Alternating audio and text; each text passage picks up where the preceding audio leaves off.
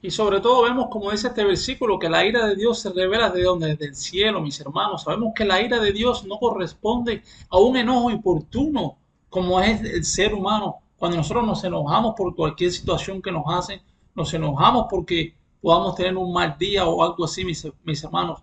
Dios no es así el enojo que Él siente. Recordemos que no es un enojo impulsivo, si lo pudiéramos decir, un enojo de buenas a primeras, como podemos llamar nosotros, sobre todo. Es la respuesta, sobre todo, ecuánime y determinada de un Dios que está en justicia, un Dios que es justo, sobre todo contra el pecado, un Dios que está enojado contra el pecado y está dividido del pecado y del hombre que sobre todo es pecador. Por eso hay que venir delante de Cristo, reconocerlo, poniendo su fe en el Salvador y ir a los pies de Dios, perdonando perdón. ¿Por qué? Porque vivimos en pecado, pero además de eso, reconocer a Dios como todopoderoso. Vemos que acá claramente en este versículo dice que este Dios, este gran Dios, se revela, mis hermanos. Y vemos que la definición, sobre todo más precisa para esta palabra, lo que es revelarse, es hacer una revelación constantemente. Dios se revela constantemente en su palabra, en nuestro vivir, sobre todo en la vida cristiana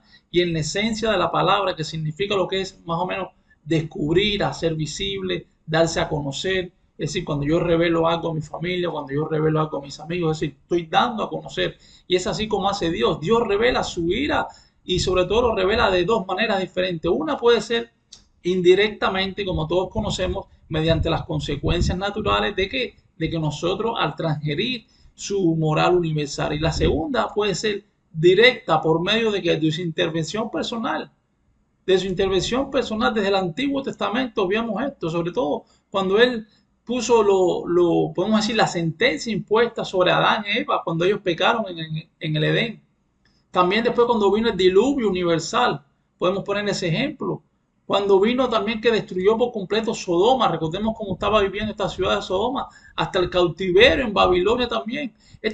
Se presentan diferentes evidencias claras que esta clase de intervención que Dios hace en la vida del ser humano. Recordemos que la revelación más gráfica, sobre todo de la ira y el odio de los santos, de Dios en contra del pecado y sobre todo esto se encuentra en el derramamiento del juicio divino sobre su propio Hijo Jesucristo en la cruz, nuestro Salvador, en el cual usted debe de poner sobre todo su fe y arrepentirse de todos sus pecados. Recordemos que la ira de Dios está sobre aquel pecador que no se arrepiente y continúa viviendo y tiene consecuencias que corresponden sobre todo en cada